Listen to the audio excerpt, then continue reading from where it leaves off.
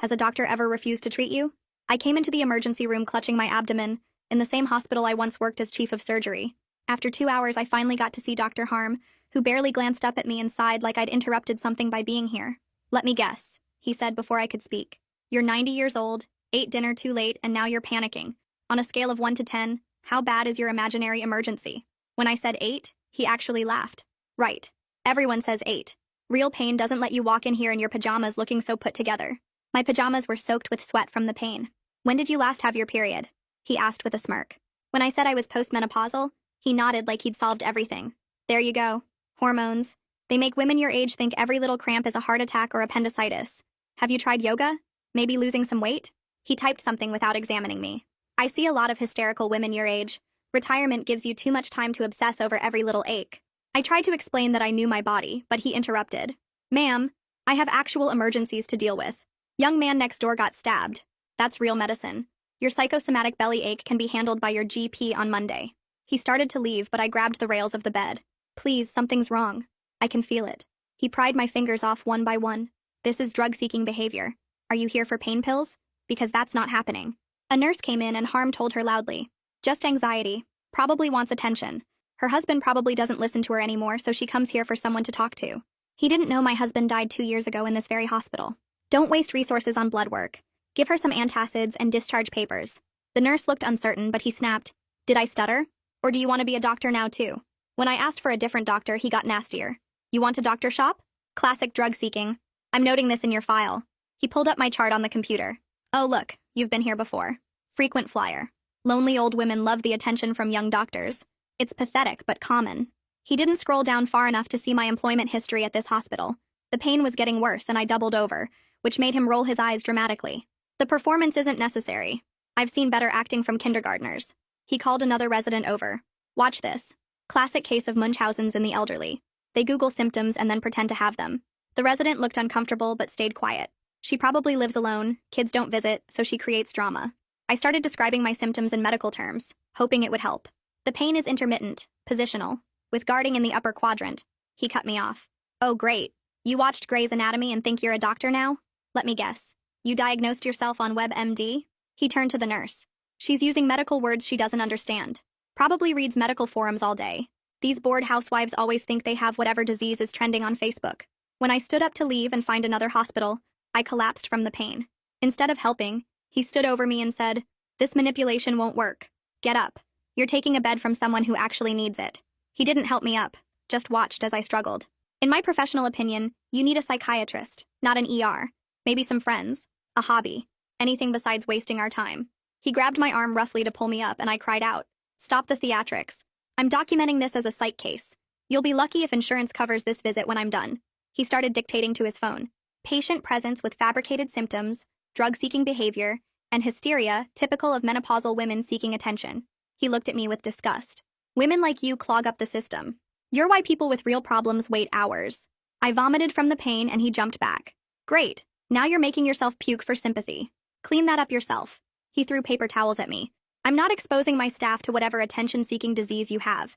You know what? Get out. Leave. You're banned from this ER for abusing services. He was writing discharge papers when I passed out again. I heard him telling security to remove me when Dr. Vance, the current chief, walked in for his morning rounds. "Dr. Callahan? Oh my God, what are you doing on the floor?" He rushed over and Harm's face went white. "You know her?" Vance's voice was ice. "This is Dr. Rebecca Callahan. She was chief of surgery here for 10 years. She hired me. She's on the board. I hope you've been treating her well." Vance then felt my abdomen and immediately started barking orders. "Get an OR ready now. This is a mesenteric torsion with compromised blood flow. She needs emergency surgery or she'll lose her intestines." Harmon's clipboard clattered to the floor. "Has our staff been okay so far, miss?" Vance asked me. I turned to Dr. Harm. My voice came out steady even though pain was shooting through my whole body. Dr. Harm refused to examine me and called me hysterical. I watched Vance's face change from worried to angry in about 2 seconds. His jaw got tight and his hands balled into fists. He tried to have security remove me from the ER. The words made everyone in the room freeze. Nurses stopped moving. The security guard who'd been walking over backed away. Vance's face went red and then white again. He stood up slowly and turned to look at Harm, who was still holding his clipboard like a shield. "Get an OR ready right now." Vance's voice filled the whole ER. He pointed at Harm without looking at him. "You don't move from that spot." Two nurses rushed to get a gurney while Vance grabbed his phone and started barking orders about getting the anesthesiologist down here immediately. The whole ER had gone dead quiet except for Vance's voice. Even the guy who'd been moaning in the next room stopped making noise.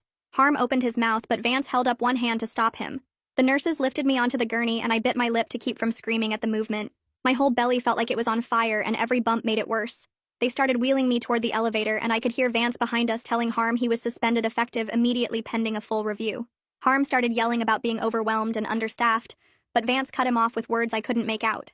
The last thing I saw before the elevator doors closed was Harm's face going from white to bright red like he might explode. The OR prep area was cold and bright, and the anesthesiologist was already there setting up her equipment. She had gray hair and gentle hands that didn't hurt when she touched my arm to find a vein. "I'm going to take good care of you, Dr. Callahan." She kept explaining each step while she placed the IV, and I noticed her hands were completely steady even though she kept shaking her head. "I've worked here 15 years and I've never seen Dr. Vance that angry." The mask went over my face and she told me to count backward from 10. "I just want to survive this," I managed to say before the drugs kicked in. The next thing I knew, I was waking up in recovery with tubes everywhere and a different kind of pain than before. This wasn't the sharp stabbing from earlier, but a deep ache that went through my whole middle. The PACU nurse was checking my vitals and smiled when she saw my eyes open. "Welcome back, Dr. Callahan." She adjusted something on my IV pump. "The surgery went well, but it took 3 hours to fix everything." She wrote something on her clipboard. "Dr. Vance wants to speak with you when you're ready, but there's no rush." My throat was dry and she gave me ice chips that hurt going down. That evening, Vance came to my room looking tired and older than this morning. He pulled a chair close to my bed and sat down heavily. "Rebecca, I need you to understand how close this was." His voice was quiet but serious. "Your intestines were twisted and the blood flow was almost completely cut off. If you'd been sent home like Harm planned," he rubbed his face with both hands, "you would have died within hours, maybe less." He looked at me directly. "I need to know if you want to file a formal complaint. I'll support you completely either way, but this needs to be documented." My head was fuzzy from the pain meds, but I knew my answer. Yes. Everything needs to be documented properly. He nodded and pulled out his phone to make notes. Several staff members have already come forward about witnessing what happened. He looked exhausted and kept running his hand through his hair. "I'm so sorry this happened in my ER. I should have known. I should have caught this pattern earlier." He apologized 3 more times before leaving. The next morning, I woke up to someone knocking softly on my door. A young nurse came in looking nervous. "Dr. Callahan? I'm Kira McIntyre. I was the nurse last night when—" She stopped and took a deep breath.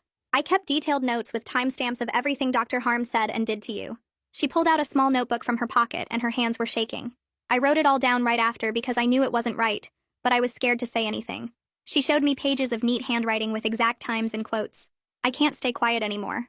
What he did was wrong and I'll testify if you need me to."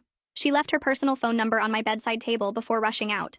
Later that afternoon, the resident from last night showed up looking like he hadn't slept. Easton Bates stood by the door like he might run away.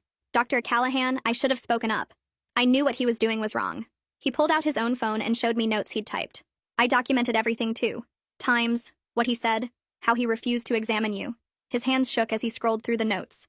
"I know testifying might hurt my career, but I have to do the right thing." He talked for a few more minutes about Harm's pattern of treating older women badly, and how everyone knew but nobody said anything. After he left, I asked the nurse to bring me my medical chart. Reading through Harm's notes made my stomach turn in a whole different way than the surgery pain. He'd entered psychiatric diagnostic codes before I even collapsed. The chart said I was drug-seeking and showing signs of hysteria common in menopausal women. There were notes about attention-seeking behavior and possible Munchausen syndrome. My insurance would see these codes first when processing claims. The psychiatric labels would affect coverage and create problems for years.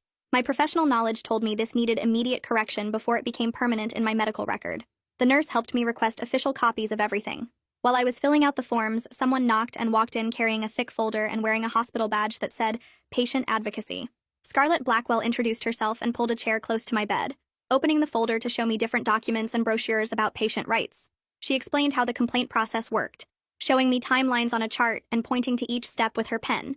She wrote down phone numbers for the State Medical Board and Insurance Appeals Office on a card and put it on my bedside table. She mentioned that 3 other women had filed complaints about Dr. Harm in the past 2 years, but none had gone forward with formal investigations. She helped me fill out the initial complaint form, typing my answers into her tablet while I talked. She took photos of the bruises on my arm where Dr. Harm grabbed me and asked if I wanted to file assault charges too. Before leaving, she gave me her direct number and said she'd check on me every day until discharge. That afternoon, my phone buzzed with an email from Pete Gorman in the hospital administration, asking to schedule a preliminary review meeting for next week. The email used formal language about conducting a thorough investigation, and maintaining the highest standards of patient care. Between the lines, I could tell they were taking this seriously, because he mentioned that all security footage from that night had been preserved and backed up. He included a list of witnesses they planned to interview and asked if I had anyone else to add. He also attached forms for releasing my medical records to the investigation team. I signed everything electronically and sent it back within the hour. That night, the pain meds wore off around midnight, and I couldn't get back to sleep. I kept thinking about all the women who came through my ER when I was chief, remembering faces of older patients who complained about pain. How many of them got dismissed like I did?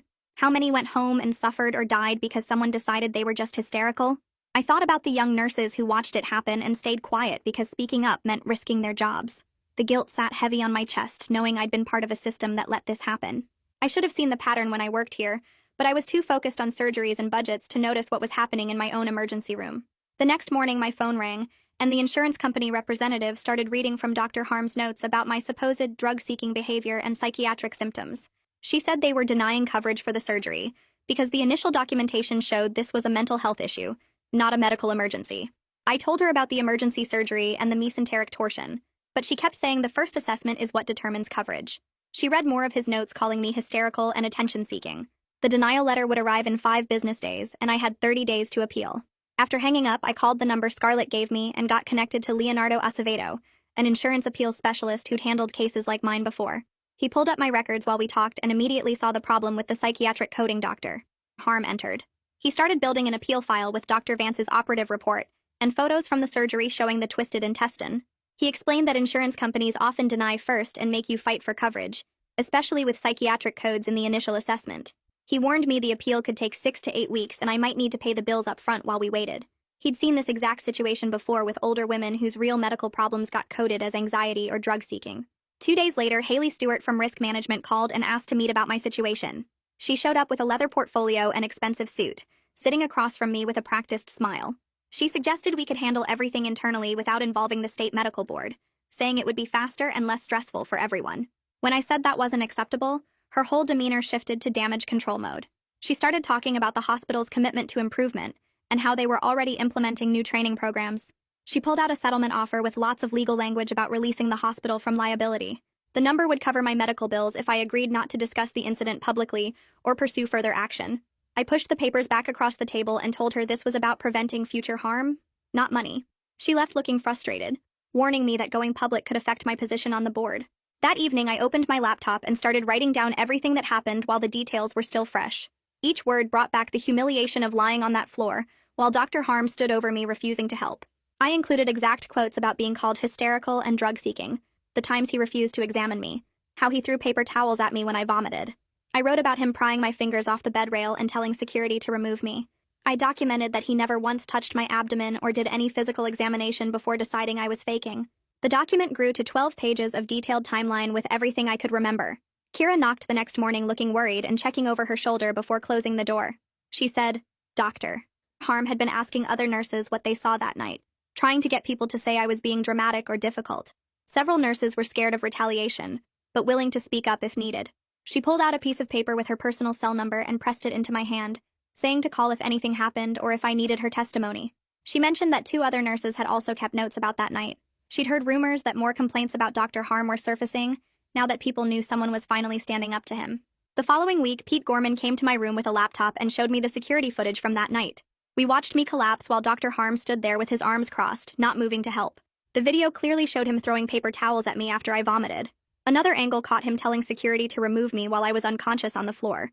Pete's face showed visible disgust as we watched, and he kept apologizing for what happened in his hospital. He said this was the clearest evidence of gross misconduct he'd seen in 20 years of administration. The footage would be part of the permanent record and couldn't be deleted or altered. Dr. Vance stopped by that afternoon and sat down heavily in the visitor chair, looking exhausted. He told me Dr. Harm had been placed on administrative leave that morning pending the full investigation. They'd started reviewing his other cases from the past year and found a disturbing pattern of dismissing older women with serious conditions. 3 women had been sent home with heart problems he called anxiety, and 1 almost died from appendicitis he diagnosed as gas. The medical review board was taking over the investigation, and more patients were coming forward with similar stories. 3 days after the surgery, my stomach stopped working completely. The nurses tried giving me liquids, but everything came right back up. Dr. Vance ordered tests that showed my intestines had basically shut down from the trauma of waiting so long for surgery. They had to put a tube down my nose into my stomach to drain everything out. The tube hurt going in and made my throat raw. Another tube went into my arm for nutrition since I couldn't eat anything. The nutritionist explained this could have been avoided if they'd operated right away instead of letting my intestines twist for hours. I spent the next 2 days throwing up bile while machines pumped food directly into my veins. My phone buzzed with a text from Easton saying Dr. Harm had removed him from the schedule before the suspension started. He was worried about his evaluation, but said speaking up was worth it. I forwarded his message to Pete Gorman right away, along with screenshots showing the dates. Pete replied that he'd handle it and make sure Easton was protected. The formal interview happened on day 5 when I could finally sit up without getting dizzy. 2 investigators came to my room with laptops and recording equipment. They asked me to go through everything from the beginning while one typed and the other took notes. Every few minutes, they'd stop to clarify details or ask follow-up questions. They wanted exact times, exact words, exact actions. The woman investigator mentioned they already had statements from 6 witnesses, including nurses who were in the room. She said this was the most documented case of misconduct she'd seen in 15 years of doing these reviews. The interview took 3 hours and left me exhausted. Haley Stewart showed up the next morning with a folder full of papers. She sat down and explained the hospital wanted to offer me a settlement to cover my medical bills and lost wages. The number she mentioned would pay for everything plus some extra for pain and suffering. But then she showed me the terms, which included never talking about what happened, never posting online, never contacting media, and never pursuing any other legal action. I told her this wasn't about money, but about making sure it didn't happen to anyone else. She said the hospital understood but needed to protect its reputation. I pushed the papers back across the table and said no. She gathered them up and said she'd be in touch if the terms changed. My recovery was going terrible because of the delay in treatment. The physical therapist came twice a day to help me walk, but I could barely make it to the bathroom without help. Each step hurt, and my stomach muscles wouldn't work right. The therapist said the prolonged twisting had damaged the nerves and muscles in ways that might be permanent. We measured progress in tiny amounts, like being able to stand for 30 seconds longer or walking 5 more feet. Every painful session reminded me this could have been avoided if Dr. Harm had just examined me. Scarlett came by with a stack of paperwork for the state medical board complaint. She explained each section and helped me write out the details in the right format. The forms wanted specific medical codes, exact timeline, witness information, and copies of all my medical records. We spent 4 hours going through everything to make sure it was complete. Scarlett said the board needed to know about Dr. Harm's pattern, even if the hospital handled things internally. She'd seen too many doctors just move to different hospitals without anyone knowing their history. 2 days later, Scarlett called to say 2 other women had contacted her after hearing about my case. Both were older women who Dr. Harm had dismissed with serious conditions. The first one had chest pain he called anxiety and sent home with antacids. She had a heart attack in the parking lot and barely survived. The second woman had stomach pain he said was gas and refused to run tests on. She ended up having her appendix burst at home and needed emergency surgery at a different hospital. Both women wanted to add their stories to the state board complaint. Scarlett was helping them with the paperwork and said having multiple victims would make the case much stronger. Pete Gorman scheduled a meeting for the following week to discuss the investigation findings. The conference room had administrators, lawyers, Dr. Vance, and 2 board members. Pete laid out all the evidence, including the video footage, witness statements, my medical records showing the delay caused permanent damage, and the pattern of similar cases they'd found. The hospital's lawyer reviewed everything and said they had clear grounds for termination with cause. Dr. Vance added that 3 more cases had come to light where Dr. Harm dismissed women over 50 with serious conditions. The board members looked sick as they reviewed the evidence. One of them said this was the worst case of discrimination and malpractice she'd seen. They voted to move forward with termination proceedings immediately. The next day, a certified letter arrived from Dr. Harm's lawyer claiming the investigation was unfair and biased. The letter said Dr. Harm was suffering from burnout, and the hospital had failed to provide adequate support. It threatened a wrongful termination lawsuit if they fired him. The lawyer claimed I was exaggerating my symptoms, and the video didn't show the full context. Haley Stewart seemed worried when Pete showed her the letter, but Pete said they had rock-solid evidence and wouldn't back down. He'd dealt with these threats before and knew most doctors wouldn't actually sue because it would make all the evidence public. Leonardo called that afternoon with partially good news about the insurance appeal. After reviewing all the documentation and the corrected medical codes, they agreed to cover the surgery and most of the hospital stay. But they were still denying coverage for the complications and extended recovery since those happened after the initial treatment. I'd still owe about $8,000, but it was better than the $40,000 they originally denied. Leonardo said we could keep fighting, but it might take months and wasn't guaranteed to work. 3 days later, Vance called and asked if I'd speak at the monthly mortality and morbidity conference about my case. My hands shook when I hung up the phone because patients almost never present at M&M conferences, but Vance said the staff needed to hear directly from me. I spent the next week writing notes and practicing what I'd say, even though my stomach still hurt when I stood too long. The morning of the conference, I put on my best suit and took extra pain medication just to get through it. Walking into that packed auditorium made my legs feel weak because I saw at least 200 medical staff staring at me. I gripped the podium and started with the facts about coming to the ER that night, and exactly what Harm said and did. My voice cracked when I described him throwing paper towels at me while I was on the floor, but I kept going through each detail. The room stayed completely silent, and I noticed several nurses wiping their eyes and doctors looking down at their hands. When I finished, nobody clapped or moved for what felt like forever, until Vance stood up and thanked me for my courage. During the discussion period, a young resident raised her hand and admitted she'd seen similar dismissive behavior, but didn't know how to speak up against senior doctors. 3 more residents nodded, and one said the hierarchy made it impossible to challenge attending physicians, even when they knew something was wrong. An older nurse stood up and shared that she'd been written up twice for questioning doctors who dismissed female patients' pain. The conversation got heated when some doctors defended the pressure of emergency medicine, but others pushed back saying that was no excuse for what happened to me. A week after the conference, Pete called to tell me Harm's disciplinary hearing was scheduled, and I needed to testify again. I sat in that conference room facing Harm for the first time since that night, and watched him blame everything on being overworked and stressed. He claimed I was exaggerating and that any reasonable doctor would have made the same assessment given the circumstances. He showed no remorse and actually rolled his eyes when I described the permanent digestive problems I now had from the delayed surgery. The panel members asked him direct questions about why he never examined me, and he kept deflecting with excuses about patient volume and limited resources. When they showed him the video of him standing over me on the floor doing nothing, he said I was being dramatic and manipulative. His lawyer tried to argue that one bad night shouldn't end a career, but the panel wasn't buying it after seeing the pattern of similar cases. 2 days later, Pete called with the decision that Harm was terminated with cause, and they were reporting everything to the state medical board. Harm would have to disclose this termination to any future employer and explain why he lost his hospital privileges. The next morning, Kira texted me that some of the ER staff were giving her the cold shoulder, and someone had written snitch on her locker. She was trying to stay strong, but I could tell it was wearing on her, so I immediately called Scarlett, who documented everything and got HR involved. I wrote a formal letter to the administration praising Kira's courage and professionalism in speaking up for patient safety. Scarlett made sure security cameras were checked, and the person who vandalized Kira's locker got suspended for a week. Meanwhile, Easton sent me a worried text about his upcoming evaluation, because Harm had been his supervising attending before the suspension. Vance personally reviewed Easton's file and changed what would have been a negative evaluation to a neutral one that focused on his clinical skills. Easton got matched with a new attending who valued integrity, and actually praised him for having the courage to report misconduct. He texted me a photo of his new schedule with a supportive message about being glad he spoke up, even though it was scary. 6 weeks after my surgery, I finally managed to eat a normal meal without pain, though I still had to be careful about portion sizes. The physical therapist said my recovery was slower than it should have been because of how long the torsion went untreated, but I was making progress. I still woke up some nights in a panic, remembering Harm's face as he stood over me refusing to help. My therapist said that was normal trauma response and would get better with time, but I wasn't sure I'd ever fully trust doctors again.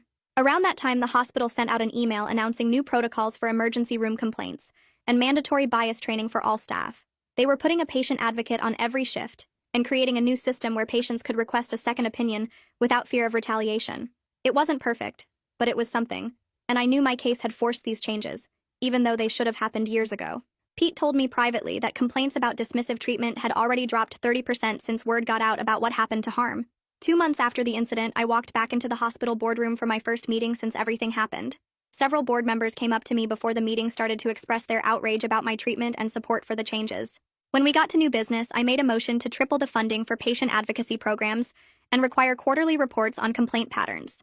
The vote was unanimous, and the board chair said this would be her personal priority going forward to make sure nothing like this ever happened again. 3 weeks later, the state medical board investigator called and asked for copies of everything I had. I spent the whole afternoon scanning medical records, witness statements, and the security footage Pete had saved on a flash drive. The investigator, a woman who sounded tired on the phone, said they'd already gotten 4 other complaints about Dr. Harm from different hospitals where he'd worked before. She wanted me to come in for a formal interview next week, and said they were taking this pattern very seriously. I drove to their office downtown and spent 3 hours going through every detail while she typed notes and asked follow-up questions about specific things he'd said. She showed me a thick file with his name on it and said mine wasn't even close to the worst case they'd documented. 2 days after that interview, I went back to the hospital for a follow-up appointment and noticed the ER had a different feel to it. The new doctor they'd hired to replace Harm was a young woman who I watched greet every patient with eye contact and a real smile. The nurses seemed more relaxed, and I saw one actually challenge a diagnosis without getting yelled at. Kira saw me in the hallway and pulled me aside to tell me how much better things were now that everyone felt safe speaking up for patients. She said complaint rates had dropped by half already, and staff were actually happy to come to work again. That same week, Scarlett called to say 2 other women who'd filed complaints about Harm wanted to meet with me. We gathered at a coffee shop near the hospital and spent 2 hours sharing our stories. One woman, probably in her 70s, had almost died from a heart problem Harm dismissed as anxiety. The other one had suffered for months with undiagnosed gallstones he'd called menopause symptoms. We exchanged phone numbers and decided to meet monthly as a support group for people who'd experienced medical gaslighting. It felt good knowing I wasn't alone in this, and that we could help each other heal from the trauma of not being believed when we needed help most. The following Monday, my final medical bills arrived in a thick envelope that made my stomach hurt just looking at it. Even with insurance covering most of the surgery, I still owed $8,300 for various fees and uncovered services. I called the billing department and after being transferred 4 times finally got someone who understood my situation. They offered a payment plan of $200 a month and said they could forgive about 30% given what had happened with Harm. It was still a huge financial burden, but at least I wouldn't have to drain my entire savings account to pay it. By the time 3 months had passed since my surgery, I could finally eat most normal foods again, though I had to be careful about portions and timing.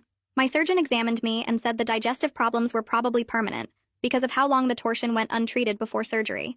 He prescribed special enzymes to help with digestion and suggested I might need to stay on them forever. I had to plan every meal carefully now and always knew where the nearest bathroom was when I went out. Some days were better than others, but I was learning to live with these new limitations even though they were completely preventable if Harm had just done his job. The state board finally scheduled Harm's hearing for next month and sent me an official notice to testify. I'd have to drive to the Capitol and spend the whole day there, but I was ready to tell my story again if it meant protecting future patients. The letter said 4 other patients would also testify and they'd have several expert witnesses discussing standard of care violations. Scarlett helped me prepare my testimony and said having multiple victims speak would make the case much stronger. Pete stopped by my house one evening with a folder full of statistics about the ER since they'd implemented the new protocols. Complaint rates had dropped 70%, patient satisfaction scores were the highest they'd been in 5 years, and staff retention had improved dramatically. He showed me graphs and charts proving that the changes we'd forced were actually working. He said the board was so impressed they were thinking about making our hospital's new system a model for others in the state. The next week, I started volunteering with the patient advocacy program 2 days a week. My first day, I helped an elderly man navigate a complaint about a doctor who wouldn't refill his heart medication without an expensive test he couldn't afford. My medical background meant I could translate the technical stuff, and my personal experience meant I understood the fear and frustration of not being heard. By my 3rd week volunteering, I'd helped 12 people file complaints or appeals, and it felt like I was turning my trauma into something useful. 6 weeks after the hearing, the state board's decision arrived by certified mail. Dr. Harm's medical license was suspended for 2 years, and he'd have to complete extensive remediation before he could practice again. The requirements included bias training, supervised practice when he returned, and quarterly reviews for 5 years after reinstatement. It wasn't the permanent revocation I'd hoped for, but it was still significant and would follow him for the rest of his career. That same week, Kira got promoted to charge nurse with a big raise and expanded responsibilities. She came to find me during my volunteer shift to share the news and thank me for supporting her when others tried to silence her. She'd already started training other nurses on how to document concerns and advocate for patients even when doctors pushed back. Watching her confidence grow from that scared nurse who'd whispered her concerns to me to this strong advocate made everything we'd been through feel worth it. 3 months passed before Easton stopped by the hospital during my volunteer shift and found me helping an older woman appeal her insurance denial. He wore his white coat with attending physician embroidered on it and carried himself differently now, more confident but also more careful. He pulled me aside near the coffee station and told me he'd finished his residency with excellent evaluations and matched into a hospitalist position at a teaching hospital 2 hours away. He said that night in the ER changed everything about how he practices medicine, and now he always listens when patients describe their symptoms, especially older women who other doctors might dismiss. He showed me a photo on his phone of his new office where he'd hung a sign that said, "The patient is the expert on their own body," right above his desk. The hospital announced their new annual Patient Safety Award 6 weeks later at the quarterly all-staff meeting, and Pete asked me to present it. They didn't name the award after me, but called it the Courage in Advocacy Award for healthcare workers who speak up against unsafe practices. The first recipient was Kira, and when I called her name, she walked to the podium with tears streaming down her face. She took the plaque with both hands and hugged me, so tight I could barely breathe.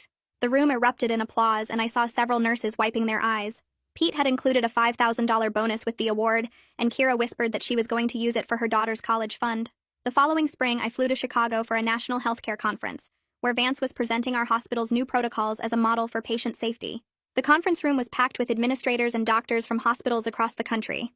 Vance clicked through slides showing our complaint statistics and staff satisfaction scores while explaining how one incident catalyzed necessary changes. He mentioned my name 3 times and credited me with forcing the hospital to confront its toxic culture.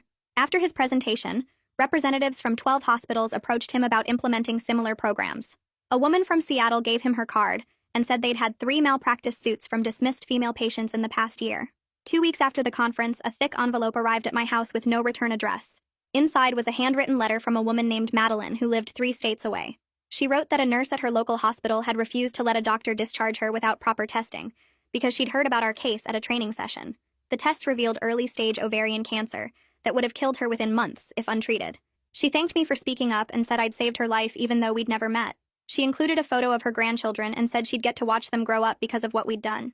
I kept that letter in my nightstand and read it whenever I doubted whether the fight had been worth it. My digestive system never fully recovered from the delayed surgery, and I had to take enzymes with every meal. The scar tissue caused random sharp pains that made me double over without warning.